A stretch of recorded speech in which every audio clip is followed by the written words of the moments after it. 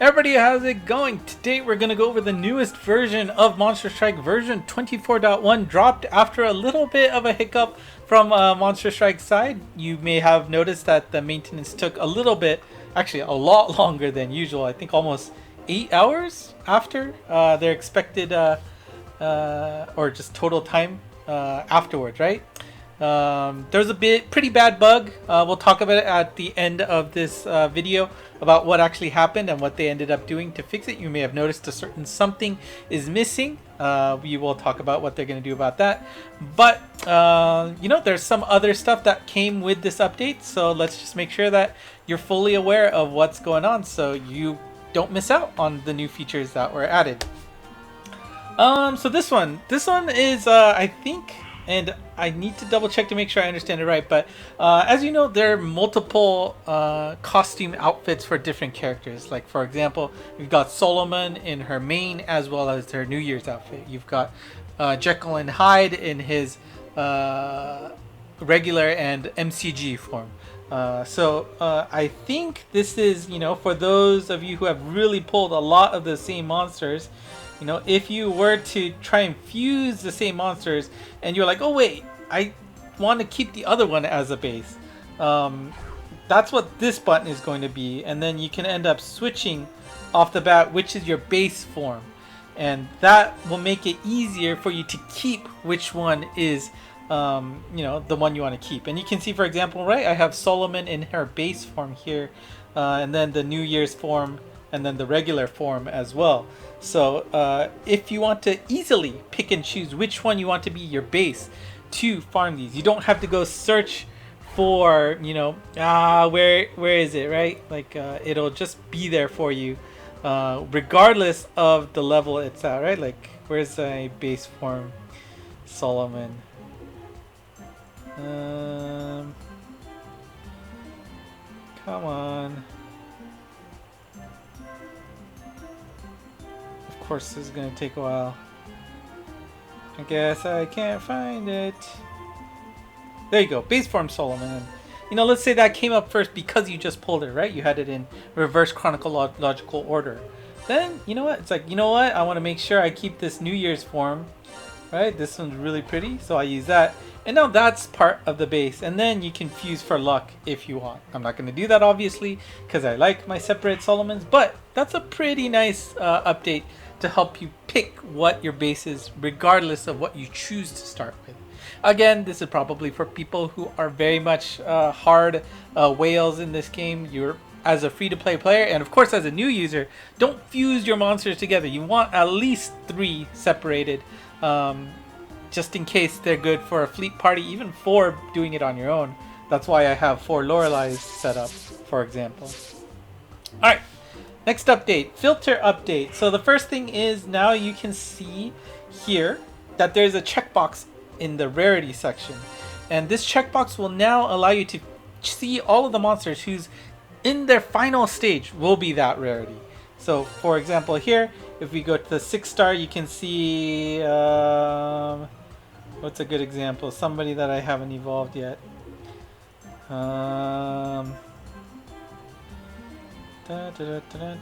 Actually, you could probably use Solomon as an example, right? Yeah, let's look at that.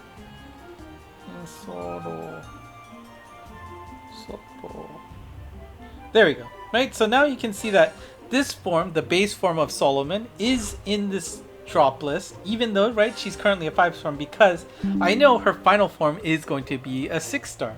Right, if we uncheck it, it's not there anymore, and now it is. Great. Right, that's exactly what I want to see.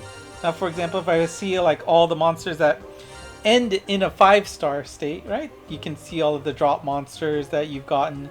You can even see like these gacha monsters, right? And that's something that I've actually kind of wanted to just check to make sure that I haven't missed out anybody.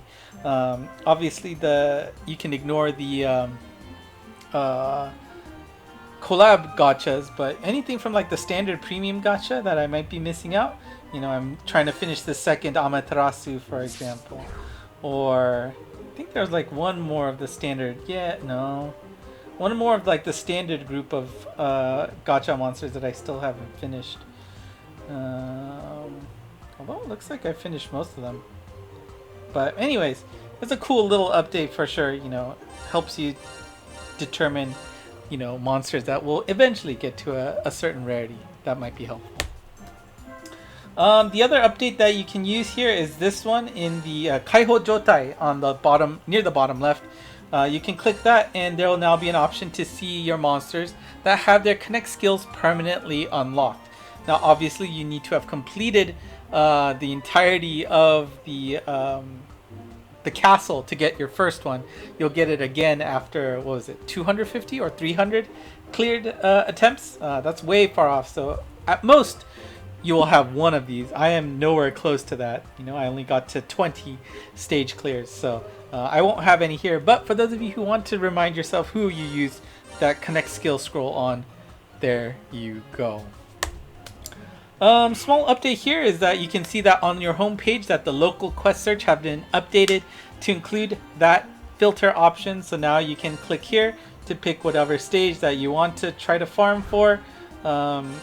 You know, if you want to look for temples, this will be a way, and you can just search for it that way instead of having to be on the screen already waiting to see what happens. Now you may have noticed that if you pick specific quests that they have been showing up regardless of people not really being physically around you playing, right? I'm in the US, there's obviously not going to be anybody playing this quest, but if you actually select a quest, you know, you can actually see people hosting it, right? And none of these people are next to me, right? These are all Japanese folks. So I don't know what algorithm changed from Monster Strike side, but if you pick a specific quest, you can actually see quests locally, even though they aren't locally around you. Who knows? But there you go. And let me clear that because I think it looks ugly. All right, Temple Ableberry update, and of course, this is part of the bug that happened. I believe right now, the ability to use the Waku Waku Min right now has been disabled because of the bug. But basically how this works is when you go to a temple quest, you will be able to see the screen where now you have the option to use a Waku Waku Min immediately on the berries you have earned. So if you got S plus berries, Tokyu M berries, then you can use the Waku Waku Min immediately to turn that into a L when you come out of this stage. Again, this is currently disabled due to the bug that contributed to the extra long maintenance, so please be careful about that. However, this is still going to be active where, and I don't know if I can find a monster that has multiple S plus berries, but actually I don't even need to do that just to show it off. But you know, if you want to use your Waku Waku Min here, and then you know, you can see you can now select multiple berries at once to upgrade them to the next level. Obviously before you had to do it one at a time, click, move, come back, do the next one, move to the next ring, come back, possibly do it a third time. Now you can just do it at once. Great quality of life update. Thank you, Mixie, for that. Obviously it only applies for a single monster, but that saves a lot of clicks. So this is a great update for sure. There is a small update in the in-game menu when you're actually playing a quest. You can hit the bottom right button, the three sandwich lines in the blue button to open up the menu. They've reshuffled the information there, so it's a little bit easier to see. You can see on the left screen, the top screen I guess they're calling it, will have all of the items that you have used for this particular quest. It'll show all of the gimmicks. Granted, they're in Japanese text, so you're gonna have to be able to read that. But I think most importantly is that third one is to explain the gimmicks, what's going on, right? And you know, maybe you know you missed that initial pop-up explaining what's going on. Hopefully the visualization is good enough for you to understand what's going on. The explanation there is in Japanese, but hopefully the iconage on the image is good enough. And of course, if you hit that top right button that says option, just hit the the light blue button, it will switch to the screen on the right where you can get all of the options, where the top one is making that arrow more visible. It'll be a higher Z level on top of the the imagery on the quest to make it easier to see.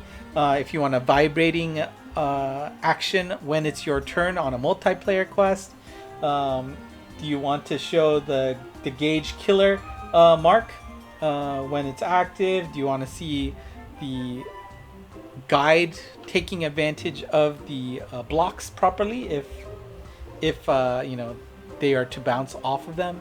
And the last one is to show the ordering of your monsters for second, third, fourth in solo play.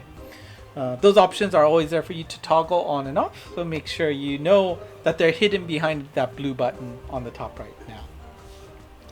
Also, just a small little addition to what you saw. If there are multiple gimmicks on that stage, on that bottom left side, that's going to be swipeable left to right. So make sure you use that if you want to see what multiple gimmicks are on the stage.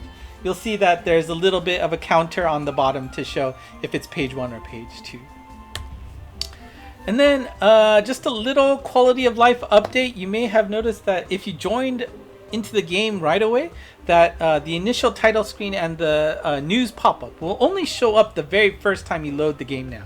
It should be a little bit more of a faster experience to get into play if you've already seen it once for that day. However, they did say that if there's any update to the title screen, like they've changed the intro, right? Or there's a new piece of news that pops up, it will treat it as if you've never seen it for that day, and so you might have to see it one more time as a result of that change. If you are curious about seeing it again, you can always go to the question mark item and the title. You can click the first button here to see it again. If you want to see the news, the second button is available to see it again. And as always, when we do these videos or these upgrades, you get an opportunity to pull on the 50/50 gacha. It's a single pull that costs 5 orbs. You have a 50% chance to get a 5/6-star monster, 50% chance to get a bust. Remember, this does cost 5 orbs. So be careful about your Hoshidama status. I'm at 43 out of 50, so I'm okay. So let's do that pull here and see how that goes. Again, just make sure you don't mess it up if you're at 49 out of 50, right? Because if you miss, you will activate your Hoshidama. And the 50% is a hit here. I get Nietzsche, which is new, which is great. All general pool monsters that were included in the game by, I guess, today is included in this gacha, so that's pretty awesome. And of course, you can make those 5 orbs by clearing this quest that is available in the event store. Not the event store, the event menu. You get 5 orbs just for clearing this. Make sure you do it. Don't forget about it. It's 5 orbs. If you don't care about the 50/50, you're going to get +5 out of this. If you do pull on it, you're going to be flat even regardless. So it's a nice way to do a simple gacha.